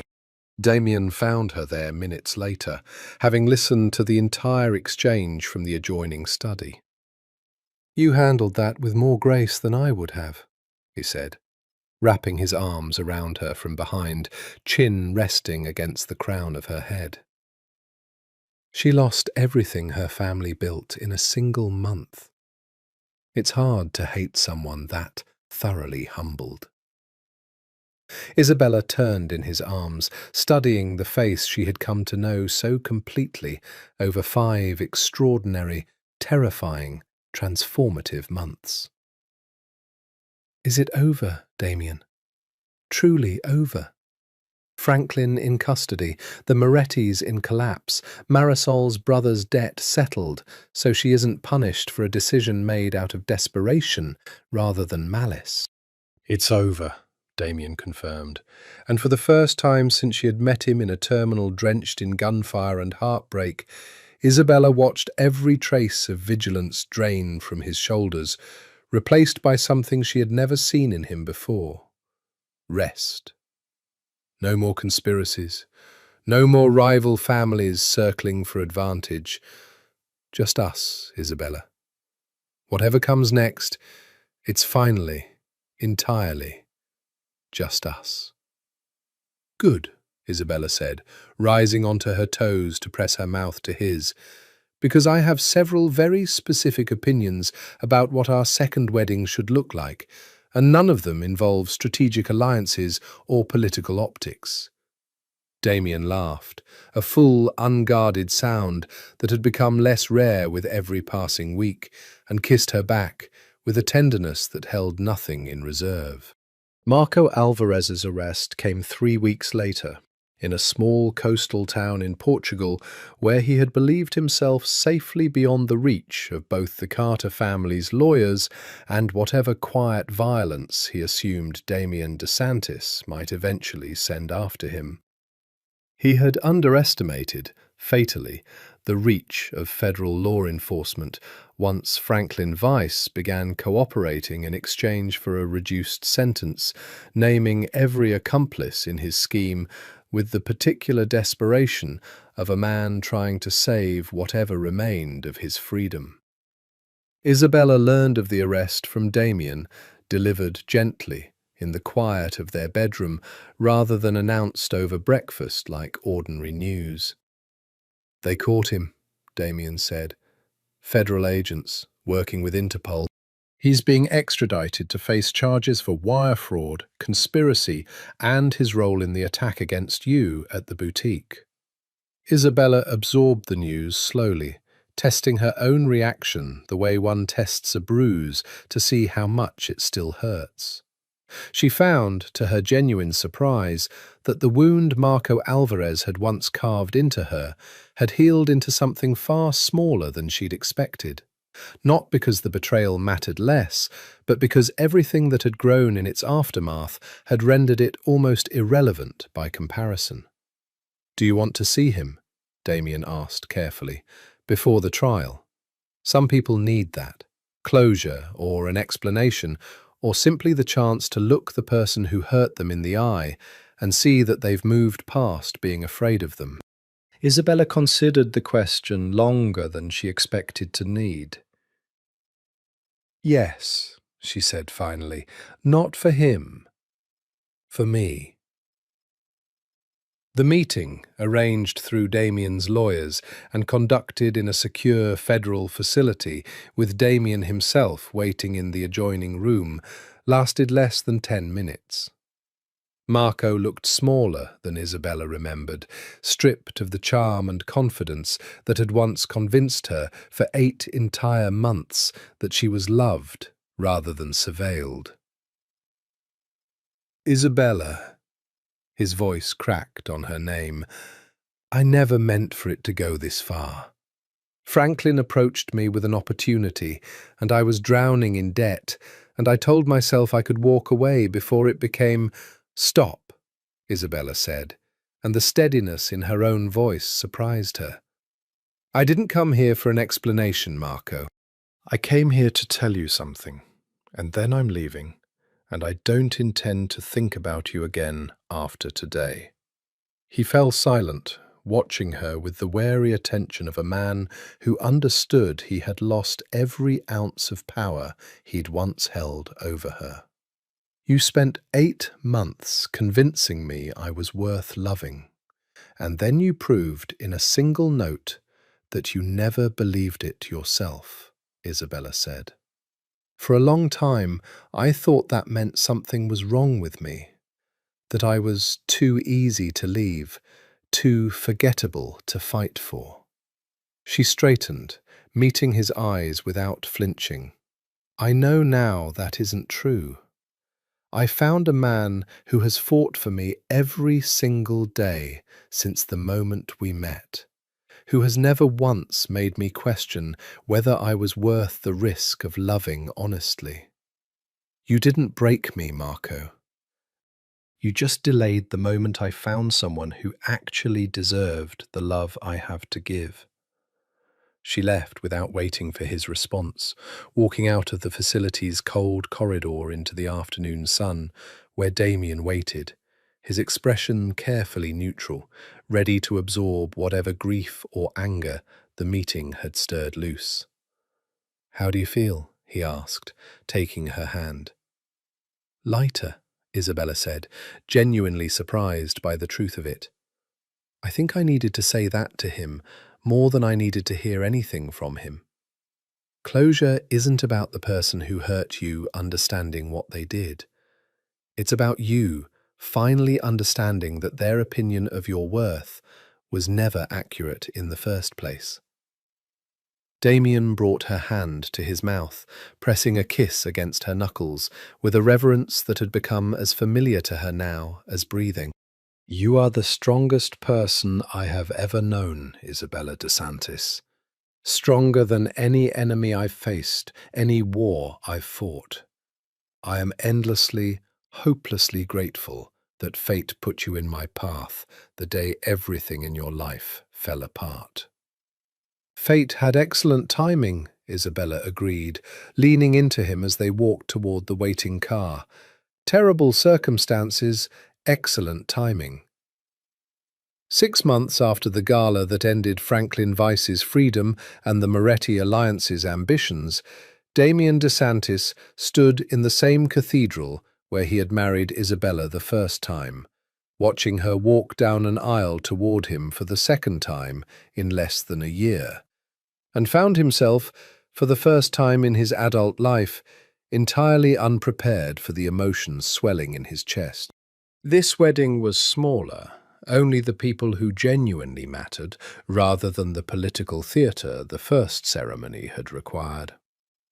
Isabella's parents sat in the front row, her father having rebuilt what remained of his business with a humility the previous 8 months had taught him. Her mother crying openly in a way she would have considered undignified a year earlier. Salvatore stood as best man, grinning with the unguarded joy of a man who had watched his cousin transform from a fortress into a person capable of being loved. Even Enzo, standing at attention near the door, out of habit rather than necessity, wiped at his eyes when he thought no one was watching. Isabella wore ivory again, simpler this time, a dress chosen entirely for herself rather than for the expectations of an audience she no longer needed to perform for. When she reached the altar, Damien took her hands in his, and for a long moment neither of them said anything at all, simply looking at each other, with the particular wonder of two people who had survived enough danger together to recognize, finally, what they had actually found. "I believe it's your turn to write your own vows this time," the officiant said gently, and Damien, who had rehearsed a dozen versions of this moment in the quiet hours of countless sleepless nights, found every prepared word abandoning him entirely in favor of something rawer and more true. "Isabella," he began, his voice steadier than he expected, given the emotion threatening to overwhelm it. A year ago, I believed love was a liability I couldn't afford, a softness that men in my world paid for with their lives. I built walls around every part of myself capable of being hurt, and I convinced myself that was strength, rather than the deepest kind of loneliness a person can carry. He tightened his grip on her hands. Then I met a woman who noticed an assassin before my own trained security did, who chose courage over safety in the worst moment of her life, and who has spent every day since then proving to me that love isn't a weakness at all. It's the only thing worth building an empire to protect.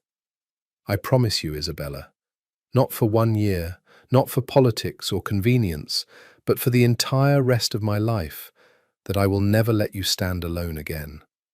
Not against enemies, not against grief, not against the parts of yourself you're still learning to trust. I love you more than I ever believed myself capable of loving anything, and I intend to spend every day proving that isn't an exaggeration.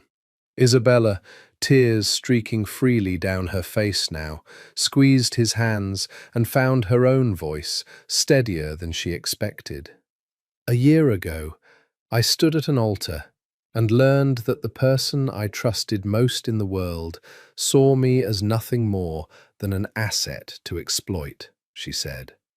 I came to an airport that day, believing I would never trust anyone again, that love was simply a mechanism other people used to take what they wanted from you. Then a stranger in a dark suit pulled me down behind a counter to shield me from gunfire, and somehow, impossibly, taught me that love could be the opposite of everything I'd learned to fear it was. Her voice broke just slightly before steadying again. Damien DeSantis, you have fought for me every single day since the moment we met. You have never once made me feel like a burden or an obligation or anything less than a person worth protecting for her own sake rather than her usefulness. I love you, not the empire, not the power, not the protection you offered me at my lowest moment. I love the man underneath all of it, the one who still can't sleep more than 4 hours a night and still drinks his coffee black because he never learned to slow down enough to add cream. I promise to keep noticing those things about you for the rest of our lives, and to never let you carry any of it alone again. The kiss that sealed their second wedding lasted considerably longer than 3 seconds, and no one in the cathedral this time was counting. 3 years later, the DeSantis penthouse had changed in small, accumulating ways that told the story of everything that had happened since that rain-soaked proposal outside a closed bookshop. A child's drawings taped to the refrigerator in the kitchen where staff once prepared meals for two strangers learning to share a life. A small pair of shoes by the door belonging to a daughter with her father's dark eyes and her mother's stubborn courage. Framed photographs where sterile modern art had once hung, capturing moments too precious and too human for a house that had once felt more like a fortress than a home. Isabella stood on the terrace where Damien used to pace alone at midnight, now watching their daughter Sophia chase Enzo, reluctantly, affectionately drafted into the role of unofficial uncle, across the terrace with the particular delighted shrieking of a 2-year-old who had recently discovered the joy of being chased. "She has your instincts," Damien said, coming to stand beside her, wrapping an arm around her waist with the easy familiarity of 3 years of marriage. Noticed the delivery driver's unfamiliar face before Enzo's own security team flagged it last week. "God help us both," Isabella laughed. "A toddler who notices threats before trained professionals. We're doomed." "We're prepared," Damien corrected, though the pride in his voice was unmistakable. "Which is more than either of us could say for ourselves the day we met." Below them, the city continued its endless, glittering churn, a world of power and danger and quiet negotiations that Damien still navigated daily, though with a caution and deliberation that had softened considerably since the collapse of both Franklin Weiss's schemes and the Moretti Alliance's ambitions. He had spent 3 years quietly restructuring his organization's operations, shifting further toward the legitimate businesses that had always served as its foundation, driven by a father's determination to leave his daughter a world with fewer enemies circling than the one he had inherited at 17. "Do you ever think about that day at the airport?" Isabella asked, leaning into him, watching Sophia collapse into giggles as Enzo scooped her into his arms. "Every day," Damien admitted. "I think about how close I came to never crossing paths with you at all. If my flight had boarded on schedule, if those assassins had targeted a different terminal, if you'd chosen a different departure gate to run to. An entire lifetime of happiness, built on 100 small coincidences that could have gone differently." "I don't think it was coincidence," Isabella said. "I think some part of both of us was looking for exactly what we found in each other, even before we knew we were looking.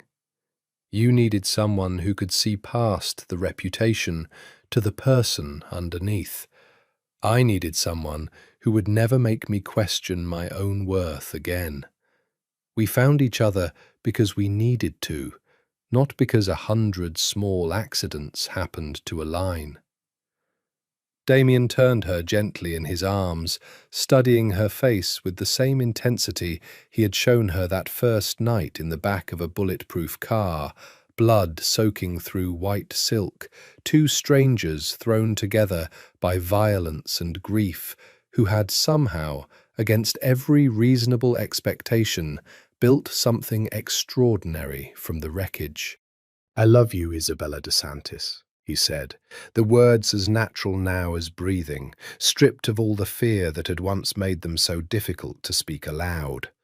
"Not for 1 year, not for convenience or protection or politics, for every year we have left, and I intend for there to be many of them." "I love you too," Isabella whispered, rising onto her toes to press her mouth to his, the city glittering around them, their daughter's laughter carrying across the terrace, a family built from betrayal and gunfire, and the stubborn, unlikely courage of two people who had chosen, again and again, to trust each other with the most dangerous thing either of them owned, their hearts. Below them, the empire continued, quieter now, safer, built on foundations sturdier than fear. And above it all, on a terrace overlooking a city that had once nearly cost them everything, Damien DeSantis and Isabella Carter finally, fully, permanently came home to each other.